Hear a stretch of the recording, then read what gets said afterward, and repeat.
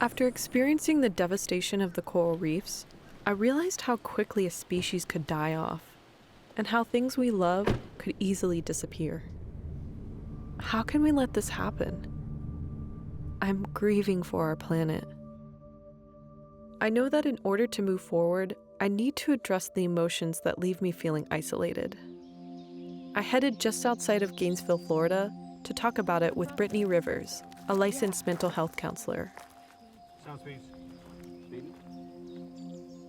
I think for years I have really felt alone in having these feelings because I wasn't able to have conversations with people about it because it's really emotional and vulnerable to talk about, as well as I felt like other people weren't experiencing it at all, or maybe in the same way that I was.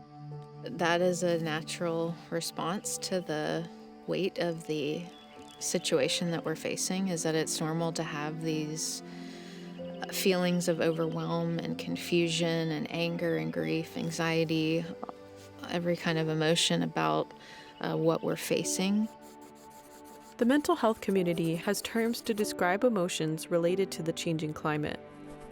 Two of them are eco-grief and eco-anxiety. Eco-anxiety is defined as this fear of what's going to happen with climate change, like how big of an impact that can have. With eco-grief, it is that unknown about that future loss and how much things might change in terms of our personal lives and our families, and also the ecosystems and environments we're living in. Something that I've learned about that was actually helpful for me was this concept of post-doom. What if you don't need hope? What if things are going to drastically change and fall apart? How do I want to spend the time that I have? What is meaningful to me? What do I value? That's part of the grieving process, is sort of letting go of trying to preserve a certain way of life, or things having to be a certain way. Part of deconstructing the issues that are causing climate change and this ecological loss are really orienting ourselves within the ecosystem, within the earth and the universe, and being in active relationship with these other beings.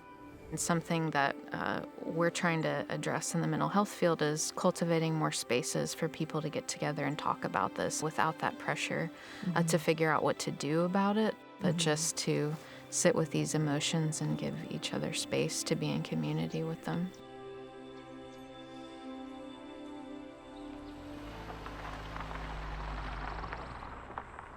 I'm not often in spaces with people where I'm invited to process emotions. So I decided to join a group nature walk to hear how others are feeling. Thank you all for joining us today. Brittany led us along a trail through the Prairie Creek Conservation Cemetery, a place that offers green burials while protecting the land for future generations.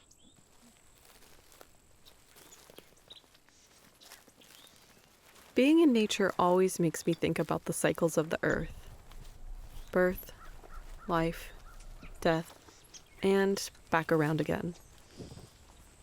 We were encouraged to connect with the land and everything around us in a reciprocal way, not just going for a walk and expecting nature to take our pain and grief away, but also recognizing that the earth is hurting too.